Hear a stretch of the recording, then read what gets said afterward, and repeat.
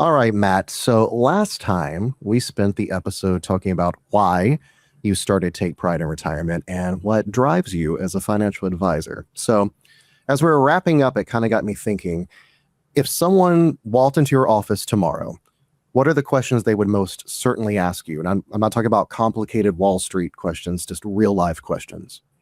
I mean, they wouldn't ask me what's the difference between alpha and beta, and what is the annual percentage yield of? No, like those are. I mean, sir, maybe sometimes those are questions. No, but honestly, after years of working with LGBTQ plus folks and allies and everybody in between, there are really a handful of questions specifically that I get asked by LGBTQ plus folks that kind of come up again and again. So, some are about retirement, some are about family, chosen family, and how they fit into the whole picture. Some are about confidence. And so today, why don't we tackle some of those biggest questions? Thank you so much for being here. If you enjoy content like this, please like, subscribe, sign up for notifications, and share the channel. It really helps us reach more people who deserve a retirement they can take pride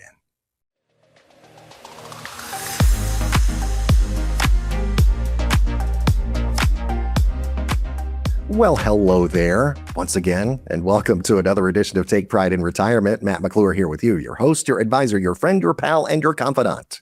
And I am Josh Rednoble, the attaché to the advisor, aka co-host, aka Matt's husband. There we go. Why didn't get a husband that time? Oh, well. Well, I thought I know they would do it too much. You don't want to do too much of a good That's thing. true. You don't leave the people with anticipation of whether you're wanting to hear that. They're waiting for it. Yeah, this is true.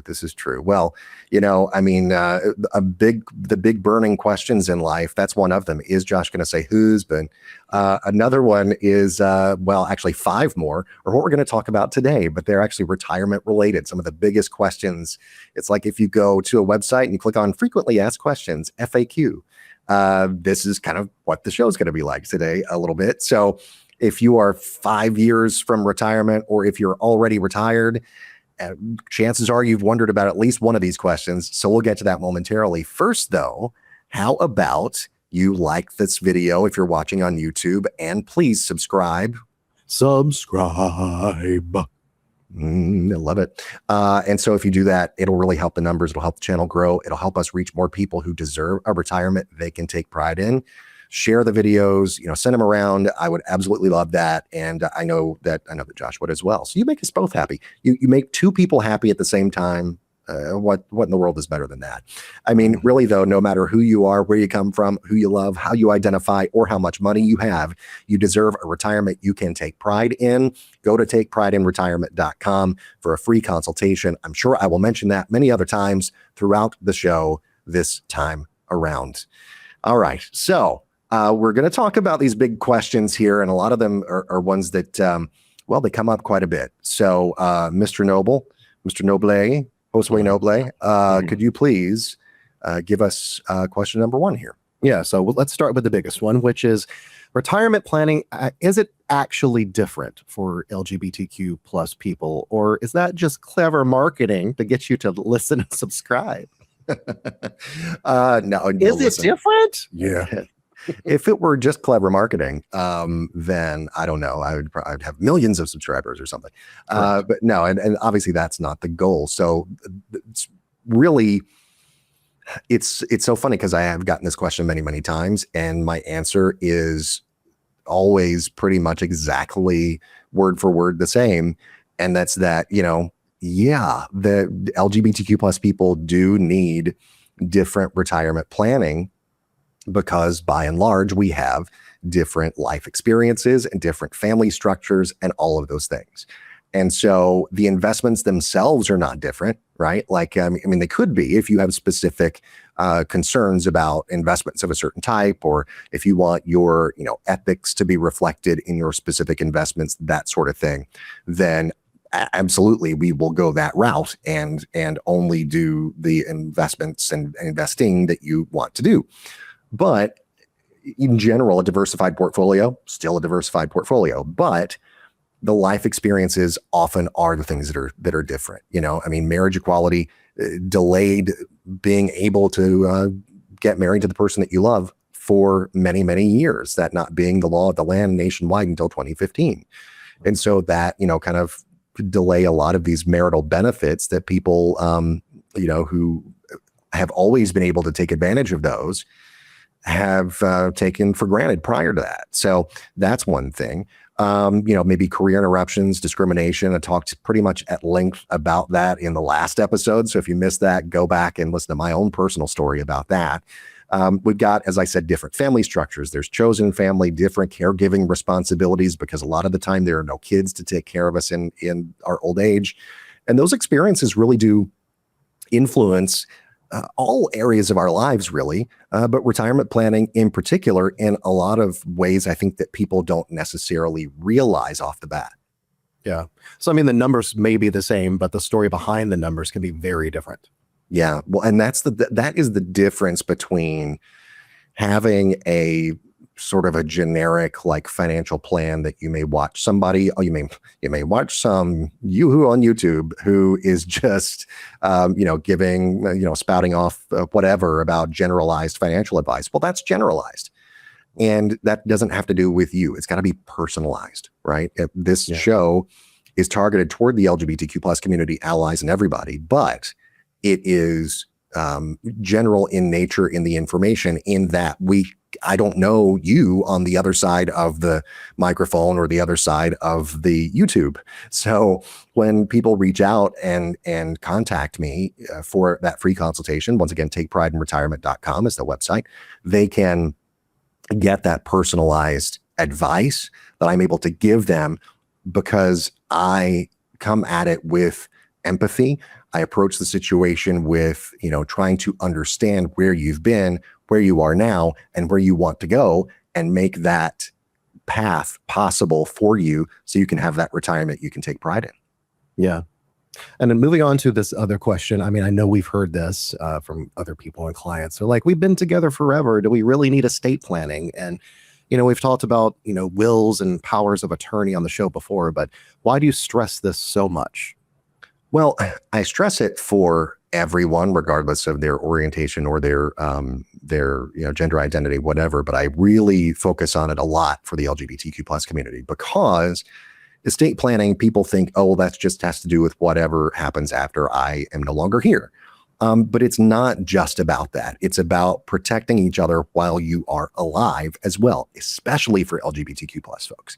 And, we need healthcare directives. We need financial powers of attorney. The Obergefell decision legalized marriage equality for the entire country.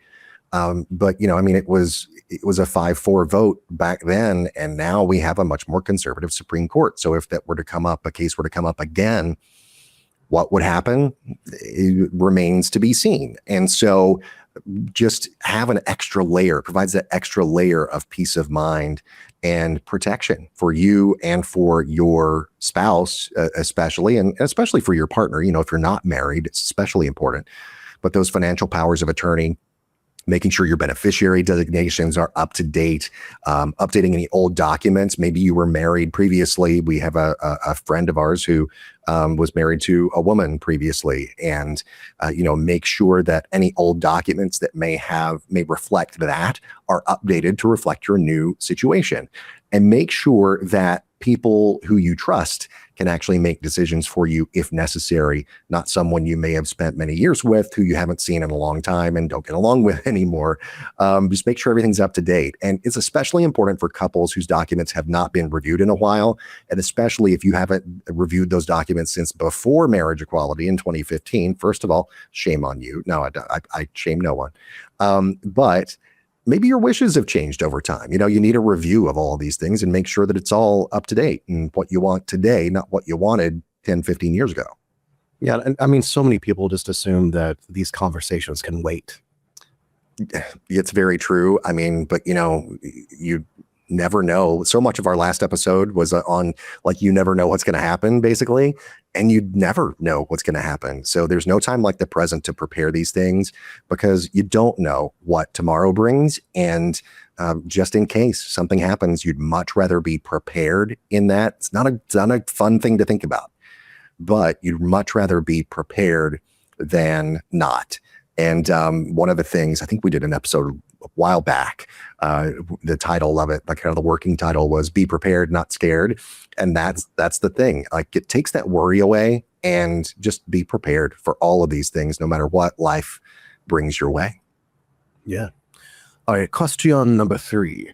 How do I know if I'm actually ready to retire? So I feel like this is the question almost everyone asks you.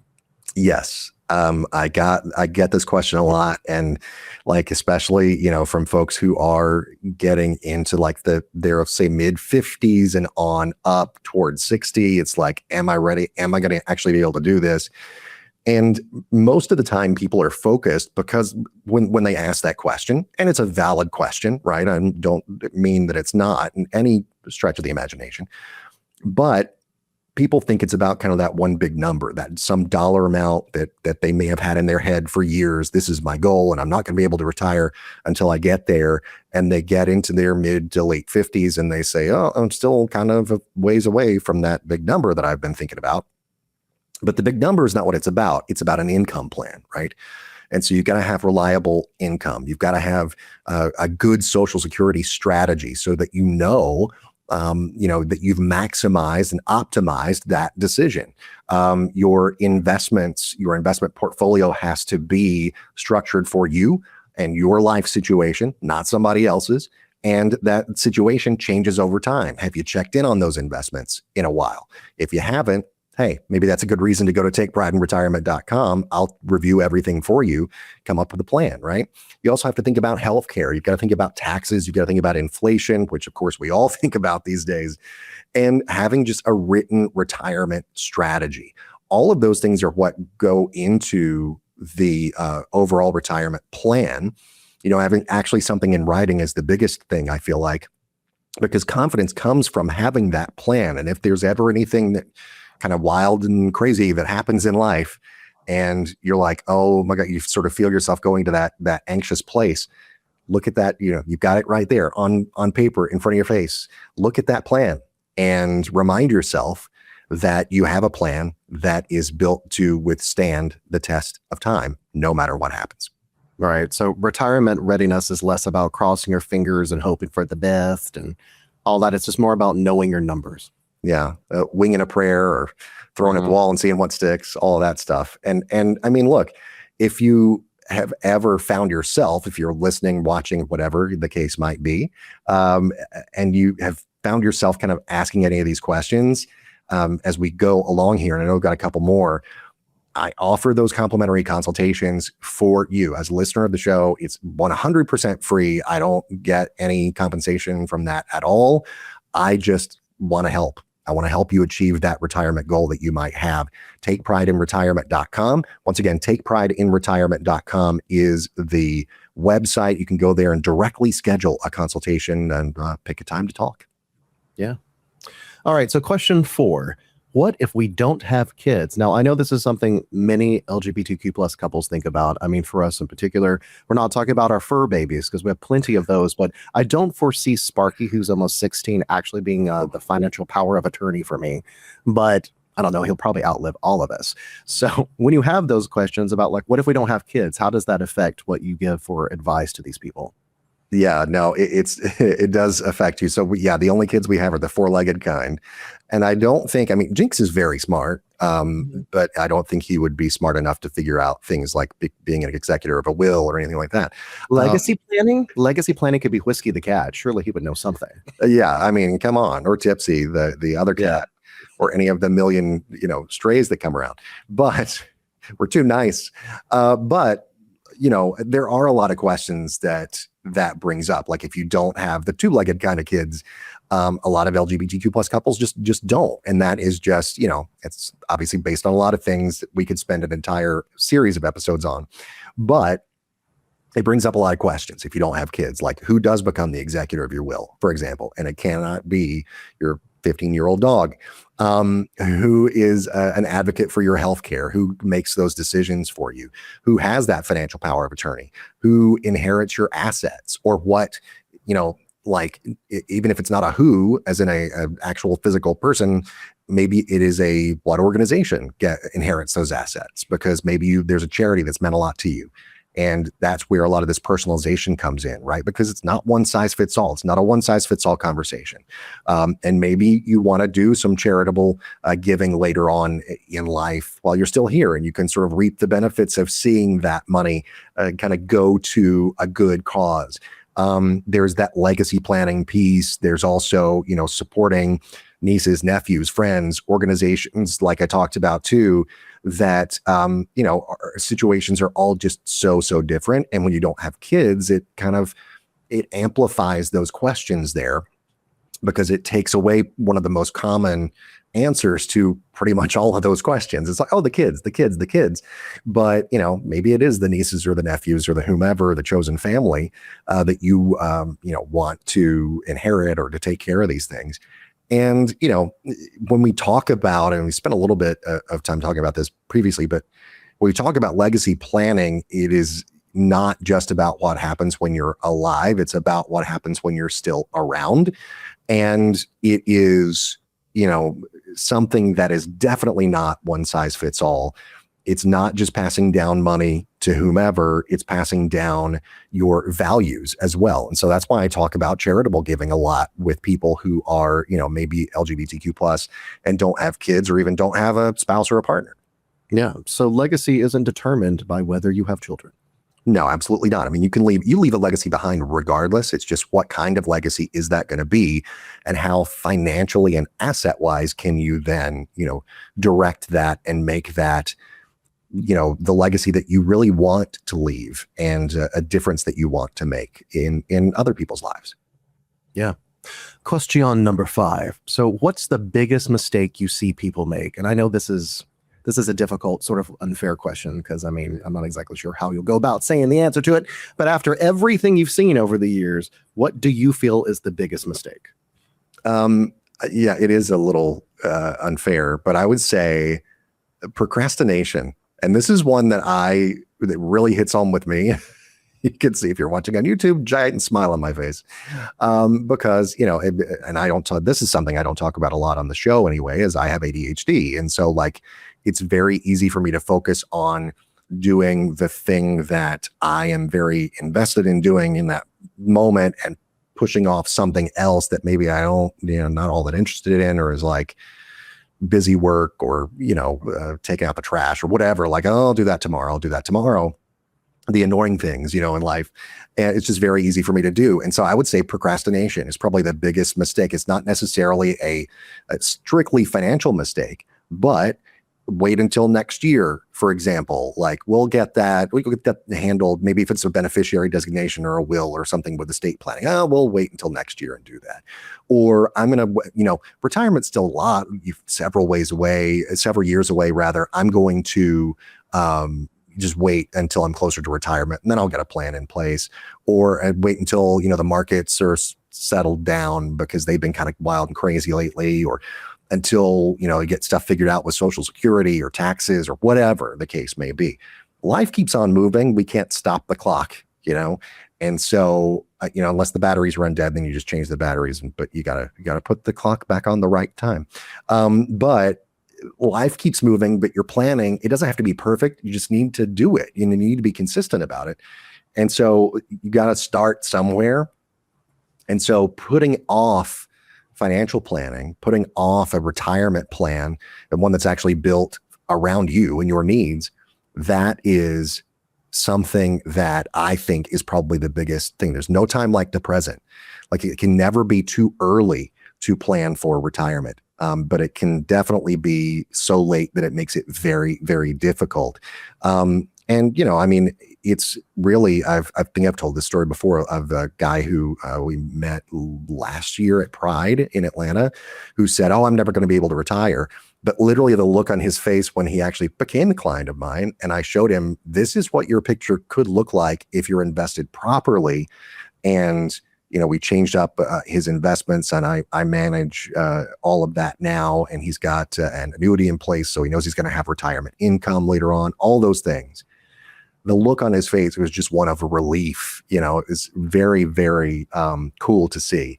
And so that is my favorite thing about this job, is just making a difference in people's lives and helping them realize they can achieve their goals, no matter what, but don't put it off. So if someone could remember and just take away one thing from today's podcast, what do you hope that is? Well, I mean, obviously we've been talking about questions, right? It's a conversation surrounding these frequently asked questions. And retirement planning is not about you as the listener or viewer having all the answers to all the questions, right? It's not about that. It's about asking those questions to begin with and then getting the right answers, right? And you don't have to figure all of that out by yourself. That is one of the big reasons I do this, is because I felt kind of, like going it alone a little bit when it comes to like, oh, there are these special considerations for this community. And I'm trying to find resources out there, but I can't really find any. And that's really, as we talked about last episode, that's why I do what I do. One of the big catalysts for starting this show. And so, if you have these questions, if you have other questions as well, write those down. Before, if you go to takeprideinretirement.com, I would love to come up with a plan that's tailored for you, your chosen family, your personal situation, whatever it might be. But write those questions down beforehand so oh, I've got these questions. This is what I want to ask. This is what I need to get figured out. And that'll make things go a lot more smoothly. And we'll be able to create a retirement that you can take pride in, and we'll do it together. All right. So once again, takeprideinretirement.com is the website. All right. Well, as we always say, pleasure doing business with you, Mr. Noble. Pleasure discussing everything with you, Mr. McClure. You throw me off. That's usually my thing to say first. Just like we always say. Like we always say, which that's not what you always say. I know. It's the ADHD kicking in. Anyway, thank you. Seriously, appreciate it, Mr. Attaché, and appreciate you listening and or watching the show. Always say it because we always mean it.